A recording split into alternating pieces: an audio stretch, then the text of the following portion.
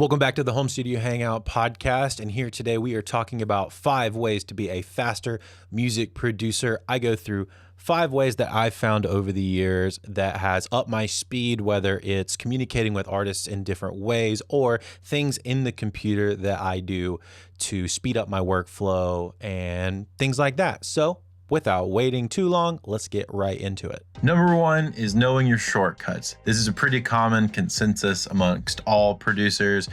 Even shaving off just a 1 second of time of something that you're going to do over and over and over and over again, you'll probably save 30 minutes of time over the course of a multiple hour session if something takes you just a little bit extra less time to do. So obviously making sure you know the simple basic ones like cut, copy, paste, duplicate, copy and drag, but also making sure that you know one's a little bit more curated to the softwares that you're using. Things like ripple delete, separate track, paste insert section, cascading outputs. And like I said, these are going to be a lot more specific to whatever DAW software you're working in. So make sure to take the time. And if you find yourself going up to that top menu bar and clicking something over and over and over again, write that shortcut down on maybe like a sticky note and stick it right in front of you and start really memorizing those shortcuts. Like if every time you have to make a new track in your DAW, you have to go up to the menu and find track and then go to new and add new and all of that kind of stuff. That's going to just take a little bit extra time rather than just knowing the shortcut and immediately being able to keep moving without having to take a second to stop and do all of that stuff. And this just isn't your DAW. This is also things like your vocal tuning software like Melodyne or Auto-Tune. They also have their own keyboard shortcuts that you will also need to learn. And if you're in there a lot, like if you tune vocals for people and you're in there a lot, you should really learn your Melodyne shortcuts on top of your DAW software shortcuts. All right, moving on to number 2, and this one I don't see being talked about enough, but it's having a really involved pre-production session. Pre-production is generally something that you do whenever you're having a conversation with your artist while you're prepping for them to come into the studio with you. And a lot of times this can just be kind of glossed over as far as just having conversation or getting to know your artist better, which you definitely should also do that. You should also make sure that you and your artist are on the same page for the direction of the project. This is going to save a lot of time and confusion on why you're trying to lead them a certain direction if that's not where they're headed and you don't understand that. Doing things like building a collaborative playlist like on Spotify or Apple Music of the sound that they're trying to achieve, especially on things like EPs or longer albums or multiple sets of singles. Having a playlist for that sound that they're trying to achieve is going to be a lot more conducive to you fully understanding the direction that they're trying to head. And then on top of that, even just doing something simple like discussing how the recording process generally looks, if they have any questions, maybe even trying to set goalposts of like pre-scheduled times for this day we'd like to start on our tracking, and then maybe by this day on the calendar is when we start mixing and so on and so forth, so that they are pretty clear on the process of making a record with you. And going along with that, how payments should be made. Are you a half up front, half at the end guy? As the goal markers get met, they're paying in sections, maybe a quarter at a time? Are you a full up front or full at the end kind of person? Being pretty clear on how your payments work also prevents things like gumming up the works. So, if your artist thinks that they're fully paying you at the end and you expect them to pay when things are happening as the progress of the album or EP kind of goes along, that's going to be a little more complicated to keep things running really smoothly. And once again, that's going to make things slower. And we want to be fast and efficient producers. All right, number 3 is a little more producer centric, and that is optimizing your workflow. And we kind of split this into 2 sections. We have the efficient setup and efficient workflow. So by efficient setup, I mean What are the things that you do to make sure that getting things into the computer are as easy as possible? Having a mic always set up, ready to go to track vocals. Your guitars are tuned and set up and ready to go. Cables are,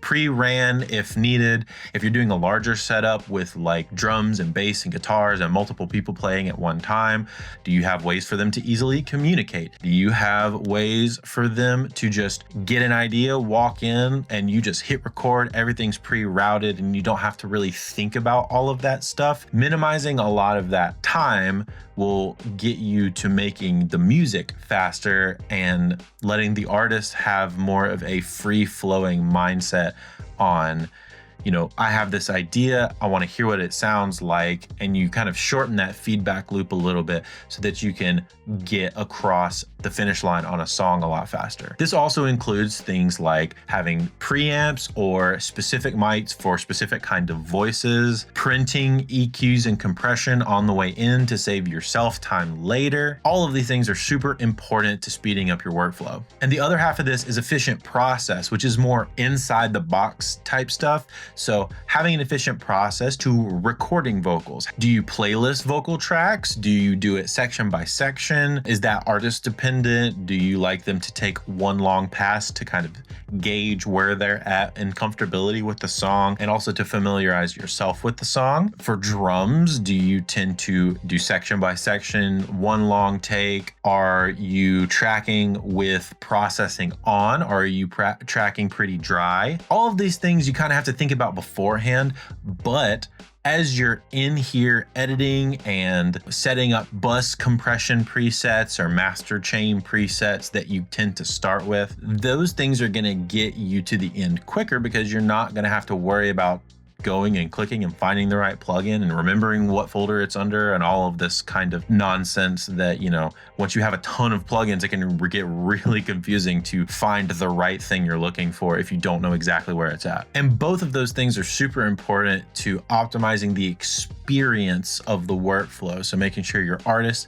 can get from idea to printed as quickly as possible, and to make sure once you have that idea captured, you can edit it or process it however you need to get it sounding like a finished product a lot quicker. Number 4 is a little bit more nebulous, and it's something that when having these conversations with other producers kind of comes up a lot, which is being able to trust your ear and the decisions that you make, or having confidence in your taste. A really big part of artists choosing us as producers is the fact that they like the way that we hear things. And it's kind of really complicated and tied to us as people, but that is how we work. Mix engineers and producers are hired because the way that we hear things and the way that we make projects sound is what other people like. If other people don't like the way we hear things and the way our projects come out, then they're not going to hire us, which is fine. That's to each his own. But for me, I'm trying to make sure that I can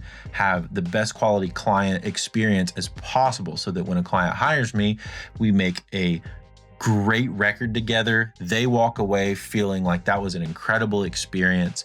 And on top of that, they have a project that they can release that then helps their career go further down the line than they ever expected. So being confident in what you hear and your direction of your taste is massive, because if you are confident in those things, then making decisions become a lot easier for you, become a lot quicker. This kind of plays back to the pre-production session of you building a playlist, making sure you and the artist are on the same page as far as direction. If you understand and your taste understands the direction that the artist is trying to go, then when you get to things that are tough decisions on making a decision on a guitar tone or a drum sound or how to process these things, or maybe even a writing aspect of how a lyric needs to be, or a genre specific, mix choice, having confidence in your taste to decipher what the artist wants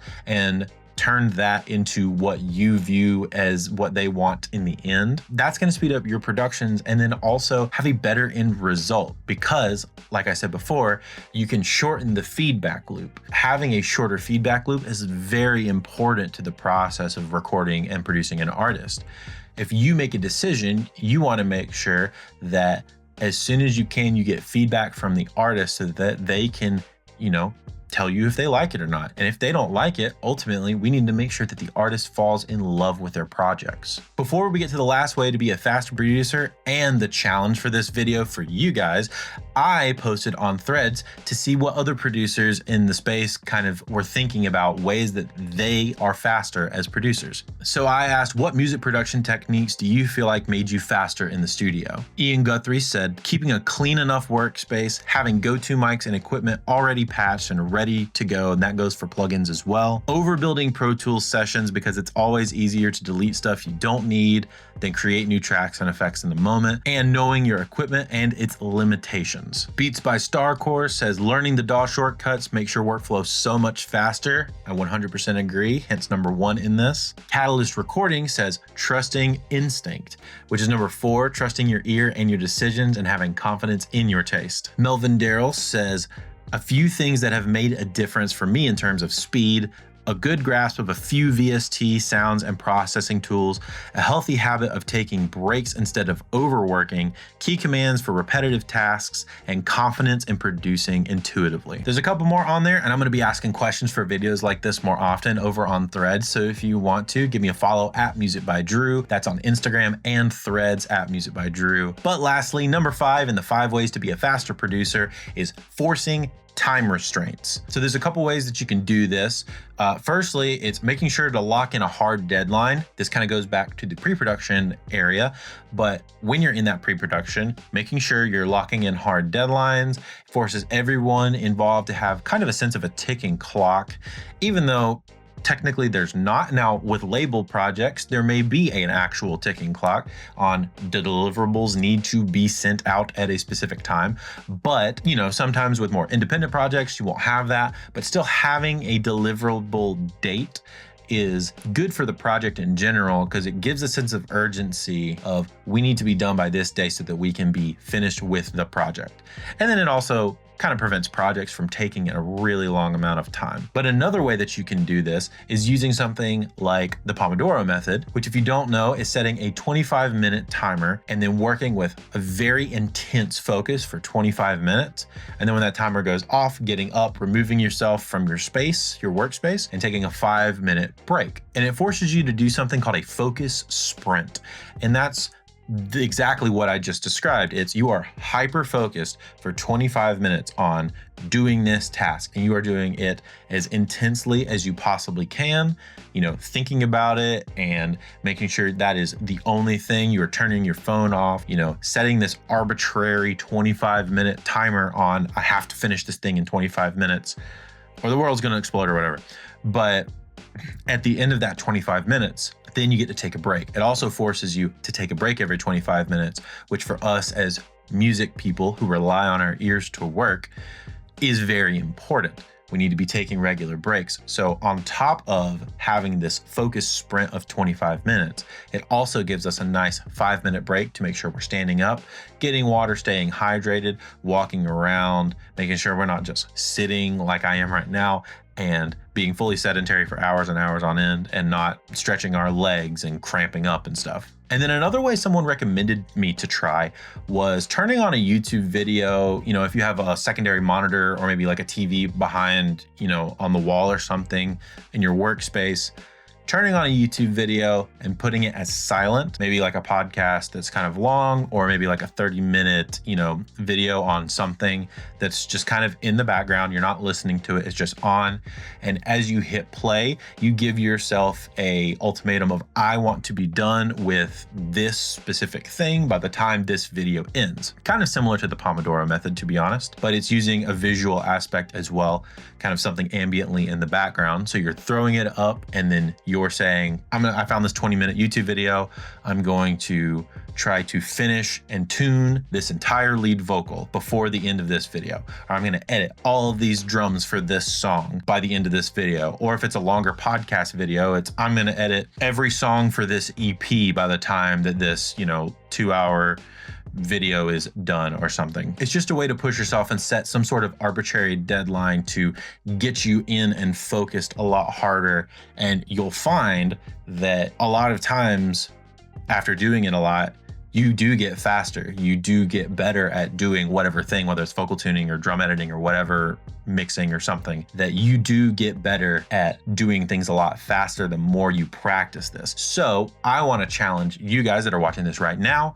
I want you to try this. I want you to force a time restraint for yourself, whether it's the Pomodoro method, which that's what I use. There's a ton of great Pomodoro apps. If you just literally, go to your app store, type in Pomodoro timer. There's a million of them that are pretty cool and stylized depending on what you're looking for. Or try the YouTube method and throw on a video in the background and work until that video is done and give yourself a very focused ticking clock or, arbitrary time limit to do a thing. And that's all for this episode of the Home Studio Hangout podcast. If you are trying to get your guitars to sound even better, check out this video right over here where I have a conversation with my good friend Chris Davis of the band The Ghost Inside, where we talk about best practices for tracking guitars, getting good DIs, and getting great bass takes and editing in the box. I'll see you over there.